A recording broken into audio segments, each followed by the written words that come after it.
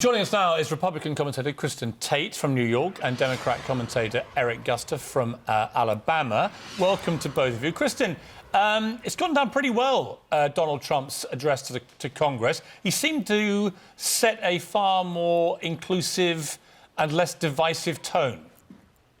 Absolutely. I give him an A+++. This is what we've all been waiting for from Trump. He was strong yet presidential. He tried to bring unity. This was an amazing, amazing address from Trump.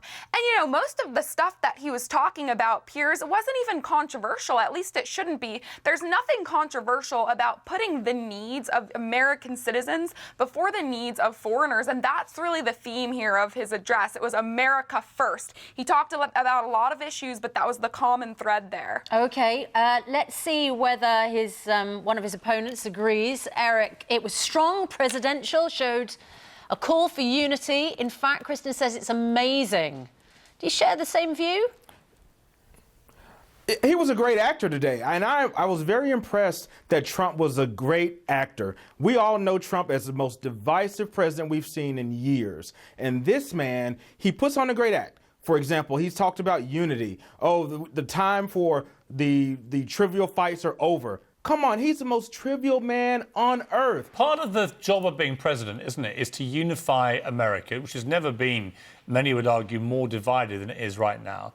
And there was a moment with the widow of the Navy SEAL who died in the Yemen operation when you really felt that everybody in the room, in Congress, everyone watching at home, on either side of the political divide, would have all come together in that moment and felt it quite powerfully. That's certainly what many commentators are saying, Eric. So, you know, you have to accept, don't you, that that was a moment of real unification.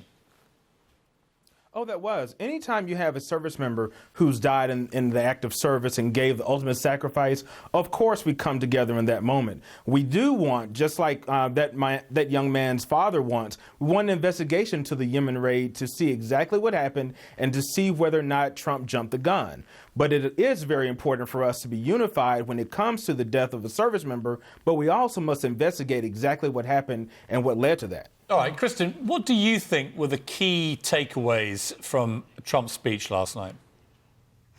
I think I loved what he said about immigration. You know, immigration was one of his biggest issues on the campaign trail, and he outlined an immigration policy that would prioritize self-sufficient immigrants. And I think that was really smart because, you know, when we have a bloated welfare state like we have here, of course we want to prioritize immigrants who will make us stronger instead of those that will drain from the system. So that was a high note. Also, you know, he launched this program called Voice, which will publish and let be known the crimes done by illegal immigrants. I mean, this is something that the American people have the right to know about. Just last year, the Obama administration released 200,000 criminal illegal immigrants onto U.S. soil. That's got to stop, and it stops with Trump, hopefully.